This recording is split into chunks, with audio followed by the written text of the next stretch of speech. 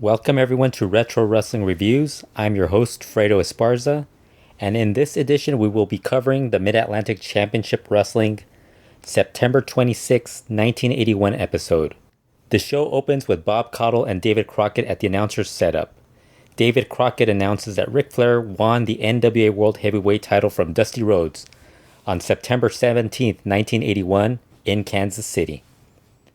They are then followed by Jake the Snake Roberts and Bad Leroy Brown, who come out to talk about Ole Anderson and warn him about sticking his nose in their business. That is then followed by a match featuring Austin Idol versus Scott McGee. Bob Caudle mentions that McGee hails from England. I thought this was an okay TV match. Idol was playing the cocky heel throughout.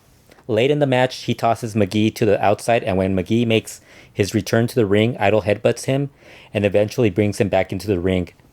McGee tries to make a comeback by going for an atomic knee drop on Idol, but Austin reverses it and gets McGee with a back suplex. Idol then follows that up with a figure four leg lock and wins via submission. Up next, Ron Bass defends the NWA television title against Jim Nelson. I thought this was a pretty competitive match, with Nelson getting in some offense on Bass. Bass ends up winning with a Stampede Power Slam, but overall I thought this was just an okay match. Nelson was someone that at this point they were starting to groom to move up the card, basically put him into a more of a prominent role on the shows, which we'll talk about later on as the weeks go on. After that match, it was Sergeant Slaughter versus Frank Monty. One thing you noticed from Sergeant Slaughter early in his career was how he was pretty quick on his feet and had a very good grasp of technical wrestling.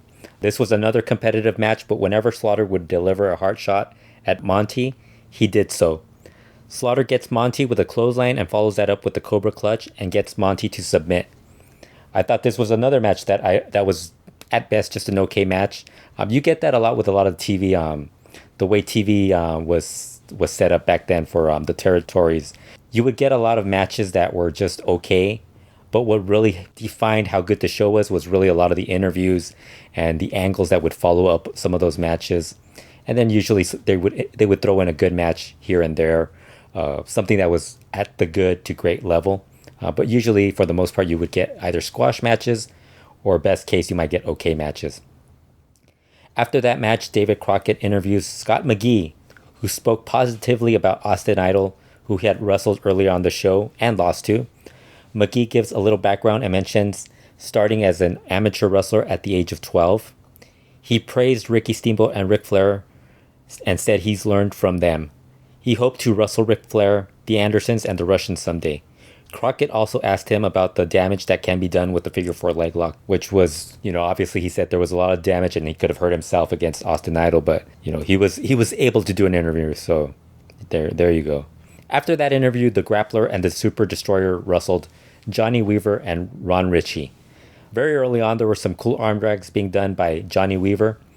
The Grappler and Weaver also do that cool crisscross across the rope spot, with Weaver tagging in Richie and him catching Grappler by surprise. This was a good match with a nice pace to it and both teams getting in some offense. Late in the match, all four men get in the ring. Referee gets Weaver out of the ring. That allows the Grappler and Super Destroyer to double team Ron Richie. That is then followed by Super Destroyer getting Richie up onto the top turnbuckle and setting up the superplex, and that's how he gets the pin on Richie, and the Grappler and the Destroyer win the match.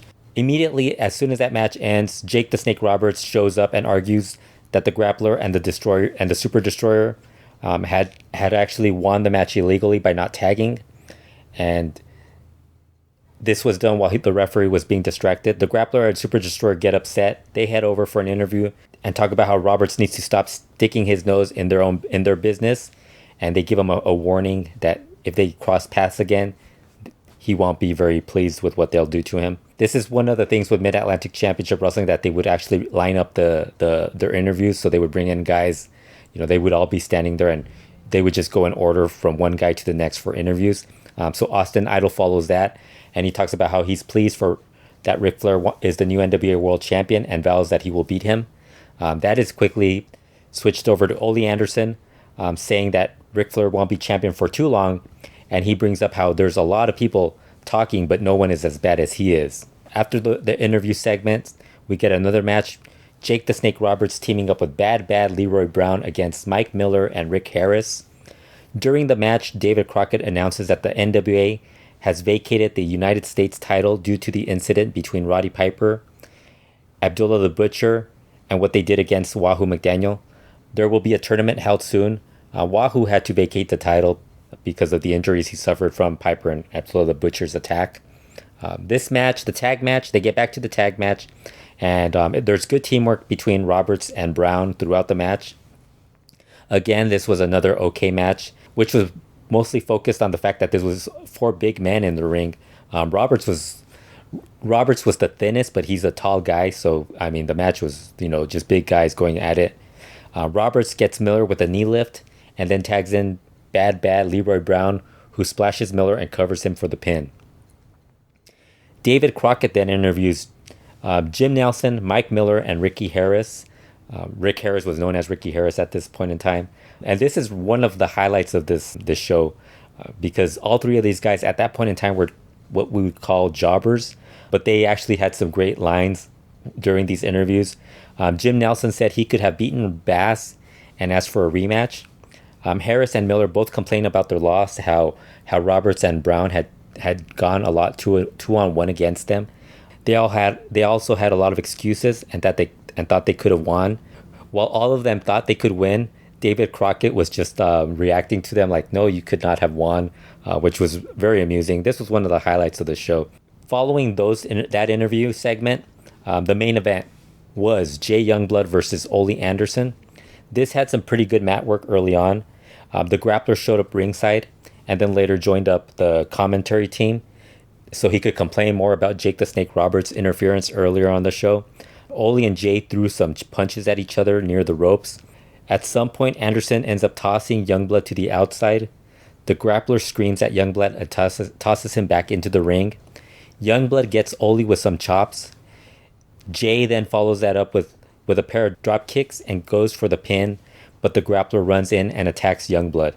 Ole and the Grappler double team Youngblood. Referee calls for the bell to DQ Ole, and Youngblood gets the win. As Youngblood is getting attacked by the Grappler and Ole, Jake the Snake Roberts, Bad Leroy Brown, and Ron Bass come out to make the save for Youngblood. After that, all 4 of them, Jay Youngblood, Ron Bass, Jake the Snake Roberts, and Leroy Brown, they all go to the announcer set, and they all complain about how they're tired of facing the odds against guys like Ole Anderson, Roddy Piper, the Grappler, and the Masked Superstar. They all throw out challenges as the show comes to an end. I thought this was a fun episode with a pretty solid main event between Youngblood and Ole. Thought the best match on the show was the tag team match between the Grappler and the Super Destroyer versus Johnny Weaver and Ron Richie. Main event led to a lot of challenges thrown out. The other matches on the show were okay. I found that the interview segment with Nelson, Harris, and Miller to be great, since all those guys at the time were considered jobbers, but they came up with some clever things to say. And David Crockett's reaction to all of them I thought was pretty funny. Shows worth watching at the very least: the tag I mentioned and the Ole Youngblood main event.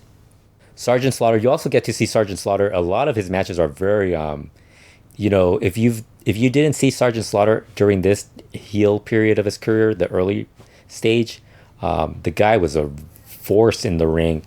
So I highly recommend watching his matches too, just because between him and Stan Hansen, they're very physical. So be sure to subscribe to the Retro Wrestling YouTube channel, where we'll have more wrestling show reviews as well as the Lucha World podcast and other content available. Also, be sure to visit both of our websites, retrowrestling.com for classic wrestling reviews, and for Lucha, visit my website, luchaworld.com. For added content, you could check us out on Patreon at patreon.com/luchaworld. Thanks again, everyone. Talk to you soon.